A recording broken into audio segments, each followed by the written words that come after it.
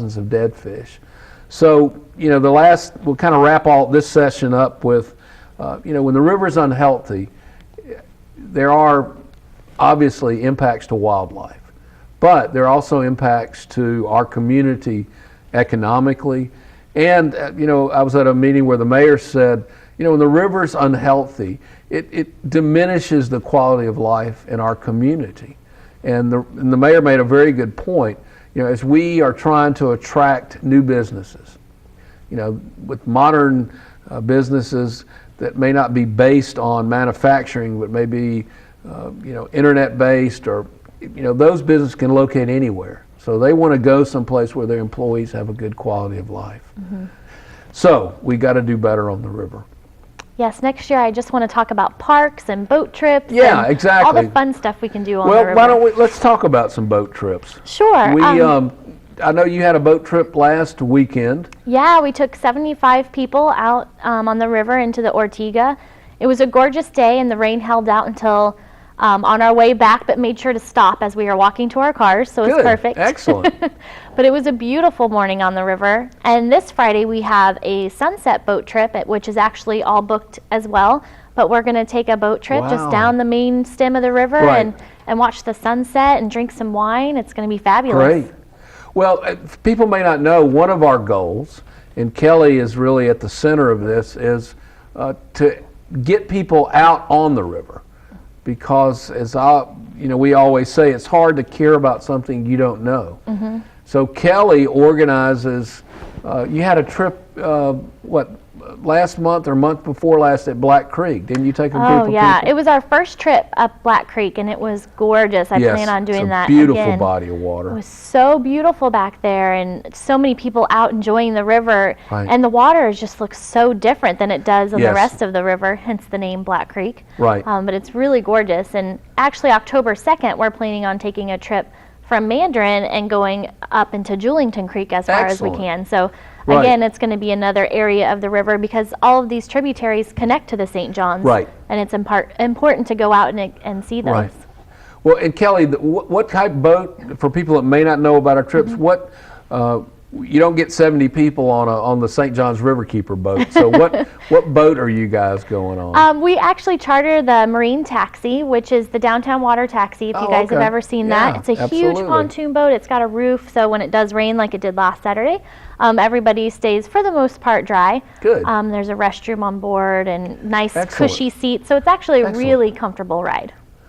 And you mentioned, so some of the trips I know leave from Friendship Fountain, right? Mm-hmm. Yeah, we leave behind the Museum of Science and History and load on the boat there at the dock and go wherever. And if you're watching this and you want to, what's the best way for people hearing you and I talk about this to see the schedule? Excuse me. You all right? I think so. So what's the best way for people to learn more about when the trips are and how to book up? They can go to our website, which is stjohnsriverkeeper.org, and look in the events section, and the list of all the trips are there. Okay. So that's stjohnsriverkeeper.org, and follow up on those. We also have some longer boat trips, which we've talked about. Why don't you tell us a little bit about those, Kelly? Sure. We have a picture here from our last trip. We take a 2-day boat trip. We leave and start in Palaca and take the boat all the way down to Sanford, where we get to experience the central portion of the river. It's really gorgeous. Excuse me, still have the frog in the throat. This picture is actually in Silver Glen Springs. Oh, okay.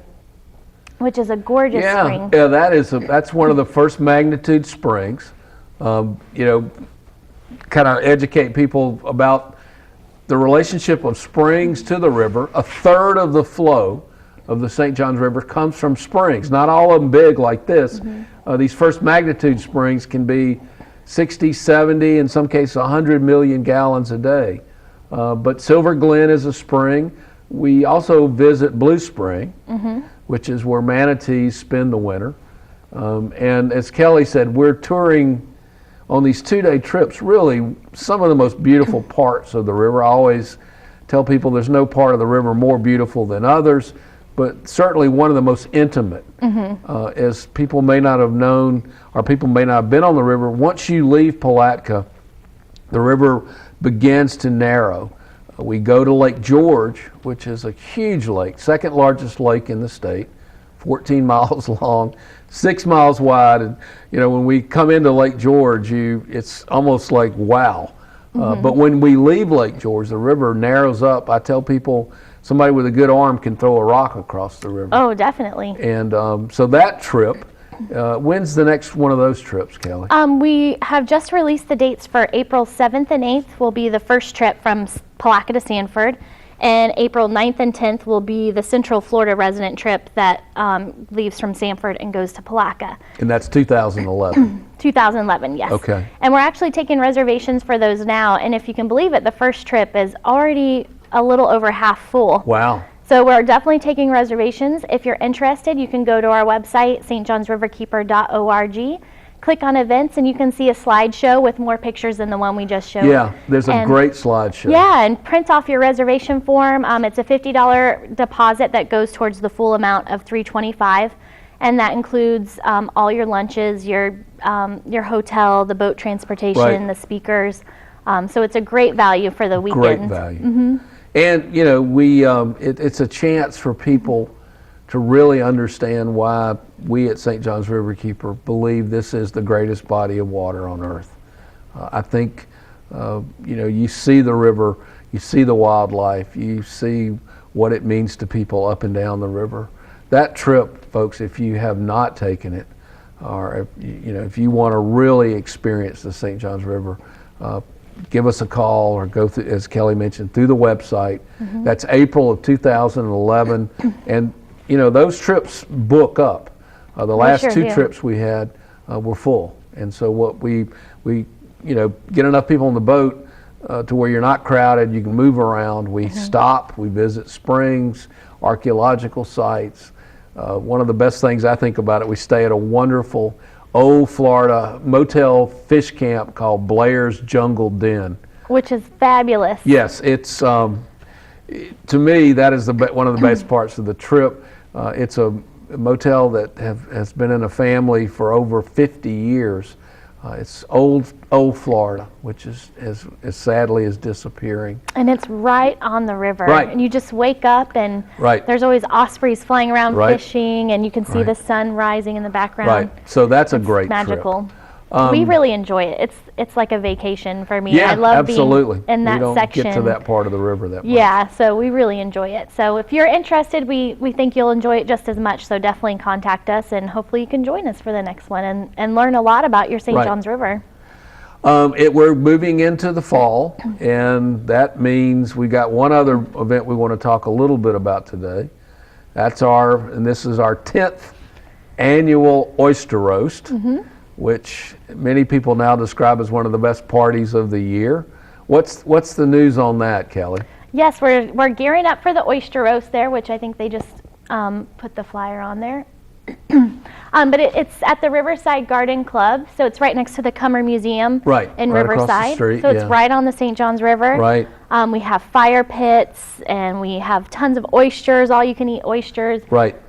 Wonderful food catered in, a beautiful silent auction that has unbelievable a huge variety of items from an adventure pack to wonderful works of art. Yeah, we have a lot of artists who donate, a lot of businesses. Definitely. That is we have people who come specifically because we have, I think, some of the best oysters. They're usually from Apalachicola. We were, as many people, worried about the impacts of the oil spill, but we're blessed. Apalachicola was not impacted, the oystering bay there. So we're going to have those. We get oysters from one of the last great oyster beds on the East Coast. Ben Williams, who is one of our founding board members, he and his wife Lou Ann own Fisherman's Dock, a great seafood shop in Mandarin and Orange Park. We have bands. The thing I love about it, Kelly, is I tell people, and I think it's true, it's the largest celebration of the St. John's River. for people. We have normally between 400 and 500 people, and that sounds like a lot of people, but as you said, we not only have inside facilities, we have outside facilities in the gardens of the garden club. We have that whole area. We have events down near the river, so you can spend the evening going inside, outside, eating oysters, eating wonderful catered food, bidding on incredible art and gifts and packages. What's the date of the Oyster Roast? It's November 19th for Harry Potter fans. You'll just have to see Harry Potter the next day. Yes. But it's Friday, November 19th, and it starts at 7 p.m. And the great thing about this party is it's also a huge fundraiser for St. John's Riverkeeper. So just by going, you're helping support Absolutely. our organization It's our largest and what we do. fundraiser. And we want to thank all the great people who sponsor the Oyster Roast and the people who purchase tickets. It's, again, I know Kelly and I are biased. It is one of the best parties. We've had people who come every year. And it's We have a lot of chance, fun. really. Yeah, we have a lot of fun, and it's a great chance to see people. Sometimes we see people at the Oyster Roast, and maybe the only time of the year. So, well, Kelly, we're getting close to the end of the show. I want to make sure that we touched on everything. Something I want to just quickly point out, talk about, and we'll get into on another show. You may have been reading the Georgia Pacific Paper Mill in Palatka is moving a little step further to building this pipeline. I don't want people to, we're on top of it as much as we can be. In fact, today when I leave here, we've got a conference call with some other groups. We'll keep you posted on that. And if you really want to know the most up-to-date information about what you are working on and the issues, go to our blog, riverhugger.com. I think we've recently posted 2 up-to-date stories on Georgia Pacific. If we hear the cause of the fish kill, so if you're interested in really up-to-the-date, up-to-the-minute news items, check out riverhugger.com. I think that, as far as the Georgia Pacific Mill, I commit to you, the people watching this, that as I told the Environmental Protection Board and the Georgia Pacific people, we're going to fight that pipeline until the bitter end. We believe there's a better way. We believe the mill can keep its pollution in Rice Creek, continue to improve it, and not impact the health of the river. That's why there's an organization called St. John's Riverkeeper. We're fighting every day for the health of the river. We need you on this Georgia Pacific issue. We're going to need this community with us. Again, one of the best ways that you can help us is join. And there's a membership challenge right now, actually. So if you join now until December, you'll actually be getting us extra money because that will be matched. Great. Well, I think it's time to wrap up. We're looking for our cues. We're not nearly as smooth as Jimmy. But once again, we appreciate you tuning in to the St. John's Riverkeeper Show. I'm your Riverkeeper, Neil Armingjohn, and we're here with Kelly Savage. Please, if you want to know more about what we're working on, always the best place to start is our website, stjohnsriverkeeper.org. Thanks for watching, and we will see you next month. Thanks, Kelly. Appreciate it. Sure. We're a non-profit advocacy group for the St. Johns River. And our mission is to help protect the river.